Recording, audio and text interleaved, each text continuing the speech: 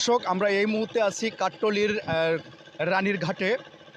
আপনারা জানেন যে মৎস্য অধিদপ্তর থেকে ২০ দিনের জন্য তারা ইলিশ মাছ ধরা নিষিদ্ধ করা হয়েছে এবং গত ২৯শে সেপ্টেম্বর এটি কিন্তু সচিবালয়ে প্রস্তাবিত হয় এবং এটি নিশ্চিত করেন বর্তমান অন্তর্বর্তীকালীন সরকারের ফরিদা আক্তার। তিনি নিশ্চিত করেছেন ৩ অক্টোবর অর্থাৎ ১২টার পর থেকে ৪ অক্টোবর শুরু হবে। ৪ অক্টোবর থেকে ২৫শে অক্টোবর পর্যন্ত কিন্তু সম্পূর্ণরূপে ইলিশ ধরা নিষেধ।